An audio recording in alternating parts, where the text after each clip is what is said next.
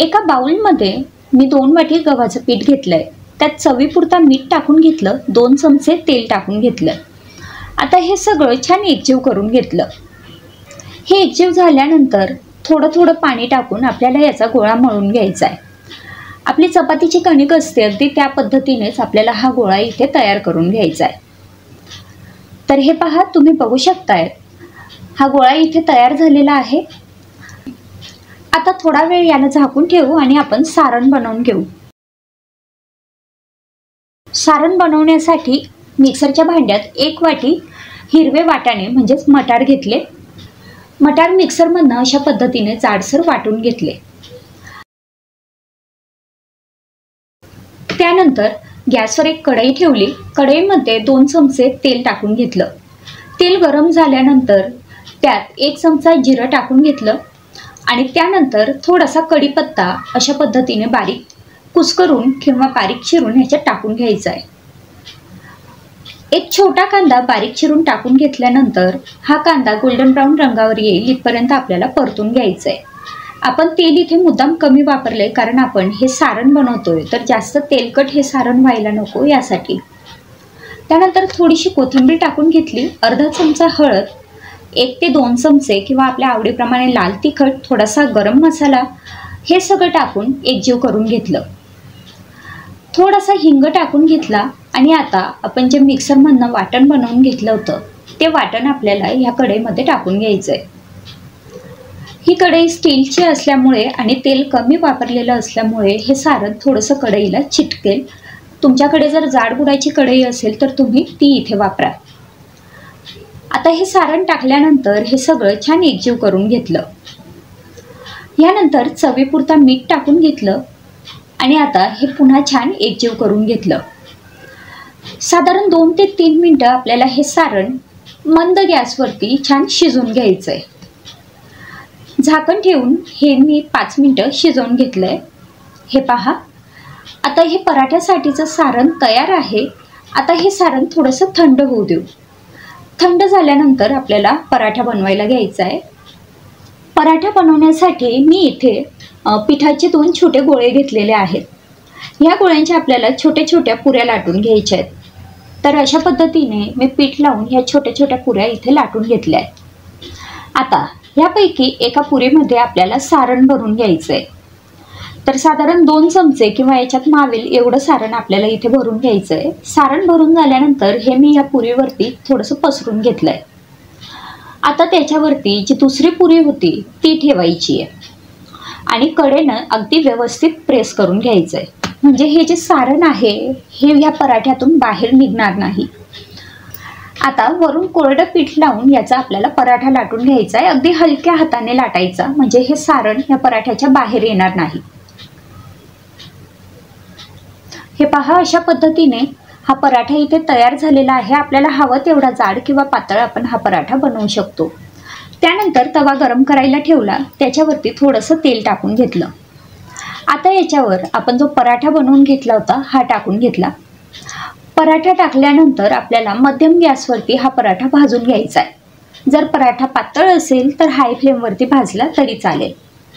पराठा भाजत असताना याच्यावरती तेल, तूप किंवा बटर तुम्हाला आवडत असेल त्या पद्धतीने थोडं थोडं टाकायचं आहे आणि त्यानंतर हा पराठा छान खमंग असा भाजून घ्यायचा आहे. तर अशा पद्धतीने हा वाटाण्याचा किंवा मटार पराठा इथे तयार आहे. 1 वाटी भात घेतलेला आहे. शिजवून घेतलेला जो आपला साधा पांढरा भात असतो तो मी इथे वापरला आहे. आता हा भात आपल्याला ह्या पद्धतीने थोडासा कुस्करून घ्यायचा आहे. हे पहा, अशा पद्धतीने भात व्यवस्थित कुस्करून झाला की मग त्यात आपल्याला उकडून घेतलेला बटाटा टाकायचा आहे. तर इथे मी 2-3 उकडलेले बटाटे साल काढून ह्या पद्धतीने किसून टाकून घेतले. आता याच्यात आपल्याला बाकीचं साहित्य टाकायचं आहे. तर सगळ्यात आधी आपण इथे टाकणार आहोत थोडीशी आलं लसणाची पेस्ट. त्यानंतर बारीक चिरून घेतलेला कांदा, याचं प्रमाण तुम्ही तुमच्या आवडीप्रमाणे कमी जास्त करू शकतात.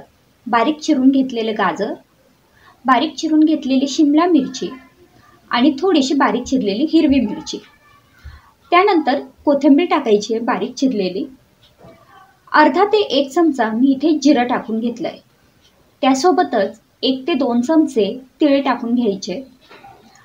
आता पाव चमचा मी याच्यात लाल तिखट टाकून घेतलंय, किंवा तिखट तुम्ही तुमच्या आवडीनुसार कमी जास्त करू शकता.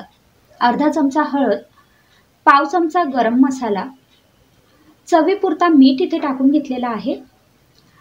1 ते 2 चमचे आपल्याला याच्यात ब्रेड क्रम्स टाकून घ्यायचे. ब्रेड क्रम्स जर आपल्याकडे अवेलेबल नसतील तर ते स्किप केले तरी सुद्धा चालेल. आता हे सगळं छान एकजीव करायचं आहे. हे एकजीव झालं की आपल्याला याचा छान डो तयार करून घ्यायचा आहे. हे पहा, अशा पद्धतीने हे जे सगळं मिश्रण आहे हे आता छान एकजीव झालेलं आहे. आता हे आपण बाजूला ठेवू. त्यानंतर एका भांड्यात 2-3 चमचे कॉर्नफ्लोअर घेतलं, त्यात थोडंसं पाणी टाकून त्याची घट्टसर पेस्ट बनवून घेतली.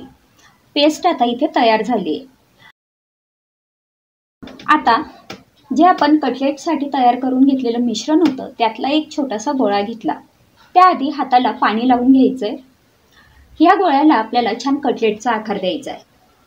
तुम्हाला हवं तर तुम्ही हा गोलाकार सुद्धा ठेवू शकता. मी इथे थोडंसं याला हार्ट शेप किंवा ज्याला आपण बदामाचा आकार म्हणतो तसा आकार दिलेला आहे. तर हे पहा, अशा पद्धतीने आपलं हे जे एक कटलेट आहे ते इथे तयार झालेलं आहे. ह्याच पद्धतीने मी बाकी सगळे कटलेट तयार करून घेतले. आता आपण तयार करून घेतलेलं कटलेट किंवा टिक्की कॉर्नफ्लोअरच्या पेस्टमध्ये बुडवायची आहे. त्यानंतर ब्रेड क्रम्समध्ये आपल्याला ही थोडीशी घोळून घ्यायची आहे. ब्रेड क्रम्स जर अवेलेबल नसतील तर आपण इथे शेवाया भाजून घेऊन त्याचा चुरासुद्धा वापरू शकतो. तर अशा पद्धतीने आपल्या ज्या कटलेट आहेत हे इथे तयार झालेले आहेत. आता हे आपण फ्राय करून घेऊ. तुम्हाला हवं तर तुम्ही हे डीप फ्रायसुद्धा करू शकतात, पण मी हे शॅलो फ्राय करून घेते. हे कटलेट फ्राय करण्यासाठी तवा गरम करायला ठेवला. त्यावरती 2-3 चमचे तेल टाकून घेतलं. त्यानंतर तव्यावर मावतील एवढे कटलेट ठेवायचे. गॅसची फ्लेम लो करायची किंवा मिडियम करायची आणि लो टू मिडियम फ्लेमवरती आपल्याला हे कटलेट छान फ्राय करून घ्यायचे. आवश्यकतेनुसार तुम्ही पुन्हा याच्यावरती थोडंसं तेल टाकू शकता किंवा डीप फ्राय केले तरीसुद्धा चालेल. तर अशा पद्धतीने 3 ते 4 मिनटं मी हे कटलेट छान फ्राय करून घेतले आणि अशा प्रकारे आपले क्रिस्पी कटलेट इथे तयार झाले. एका भांड्यात 1 वाटी बेसन पीठ घेतलं. त्यात एक छोटा टोमॅटो बारीक चिरून टाकून घेतला. एक छोटी शिमला मिरची बारीक चिरून टाकून घेतली. थोड्या ओवा, थोडं जिरं, अर्धा चमचा हळद, अर्धा चमचा लाल तिखट, चवीपुरता मीठ आणि त्यासोबतच थोडीशी कोथिंबीर टाकून घेतली. आता थोडं थोडं पाणी टाकून ह्याचं बॅटर बनवून घ्यायचं आहे. जसं भजींसाठीचं पीठ असतं त्या पद्धतीनेच आपल्याला हे बॅटर बनवायचं आहे. हे बॅटर बनवताना यात गुठळ्या असायला नको. छान फेटून आपल्याला हे बॅटर बनवून घ्यायचं आहे.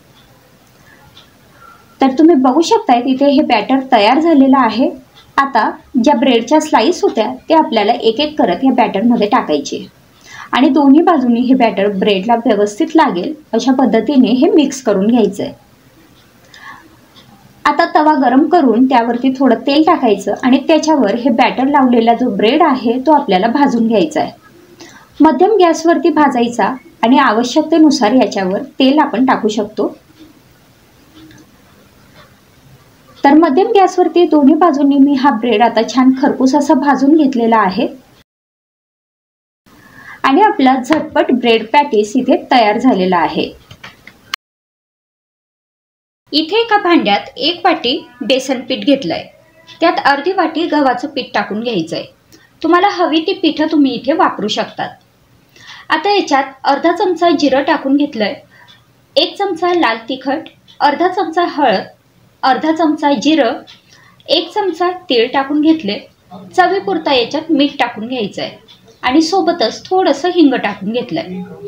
आता आपल्याला आवडत असतील त्या भाज्या याच्यात टाकायच्या. इथे मी बारीक चिरलेला कांदा टाकून घेतलाय, बारीक चिरलेली शिमला मिरची आणि बारीक चिरलेला टोमॅटो टाकून घेतलाय. सोबतच थोडीशी कोथिंबीर टाकून घेतली. आता याच्यात थोडं थोडं पाणी टाकायचं आणि याचं आपल्याला रनिंग कन्सिस्टन्सीचं बॅटर बनवून घ्यायचं आहे. जसं आपलं भजींचं पीठ असतं ना तसं आपल्याला याचं बॅटर बनवून घ्यायचं आहे. तर हे पहा, मी इथे हे बॅटर बनवून घेतलं आहे. भजींच्या पिठापेक्षा थोडंसं पातळ असं बॅटर बनवायचं. आता गॅसवर ते तवा गरम करायला ठेवला. त्यावर थोडंसं तेल टाकून घेतलं आणि ते तेल पसरून घेतलं.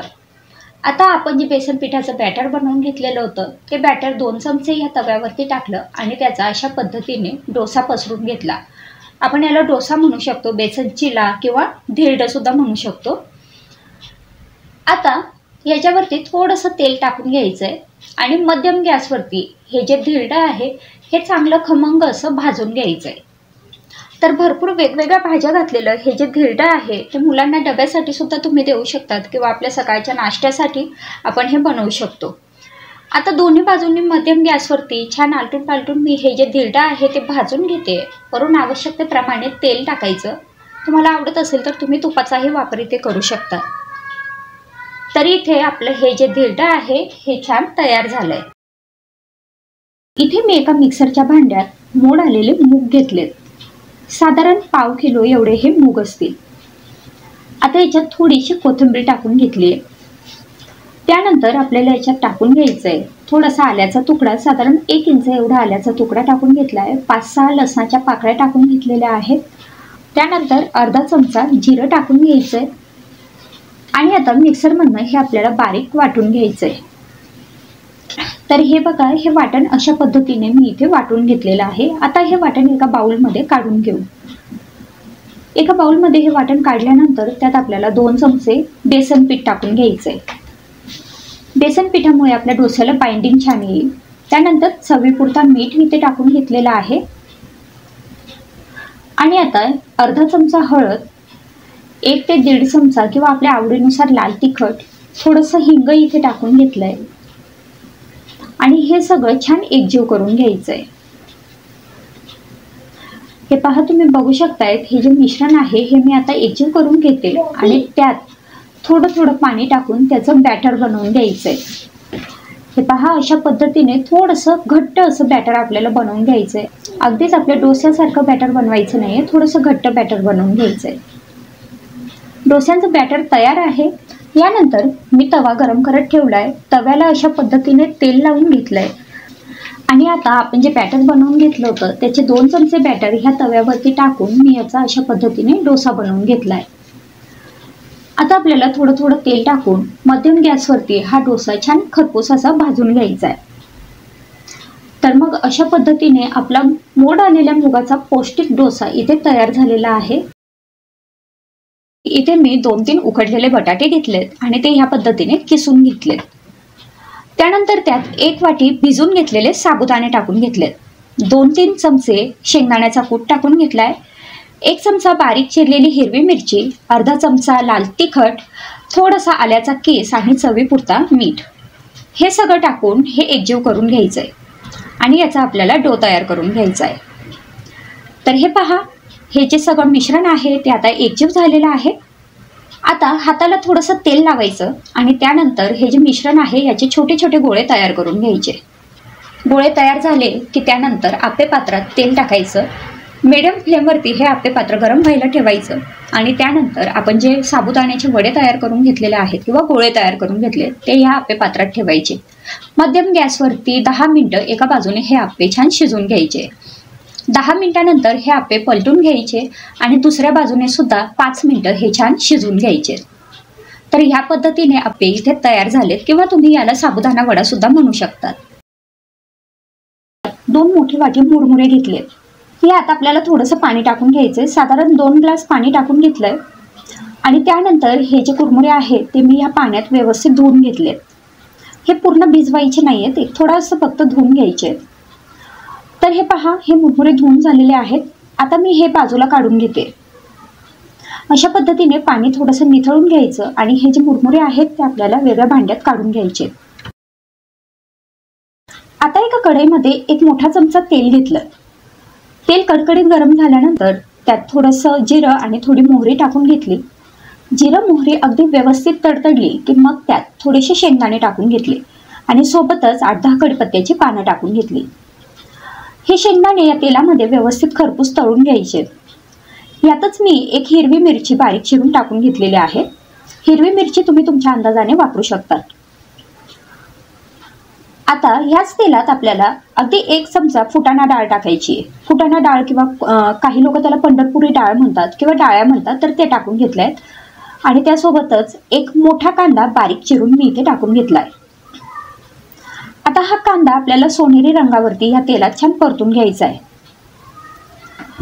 कांदा परतून झालाय, त्यात मी अर्धा चमचा हळद टाकून घेतलेली आहे आणि सोबतच मी हे थोडंसं डाळ्यांचं पीठ टाकून घेतलंय. म्हणजे जी फुटाणा डाळ आहे ती मी मिक्सरमधनं वाटून घेतली होती आणि ते जे पीठ तयार झालं ते 2 चमचे मी या तेलात टाकून घेतले. आणि त्यातच आता आपण जे मुरमुरे भिजून घेतले होते ते टाकायचे, चवीपुरता मीठ टाकायचं आणि हे सगळं छान एकजीव करून घ्यायचं. ही प्रोसेस करताना गॅसची फ्लेम मध्यमच ठेवायची आहे. आता मध्यम गॅसवरती मी हे सगळं छान मिक्स करून घेतलंय आणि एक 5 मिनिटं फक्त आपल्याला हे शिजू द्यायचं आहे. छान सुशिला हा पदार्थ इथे तयार झालाय.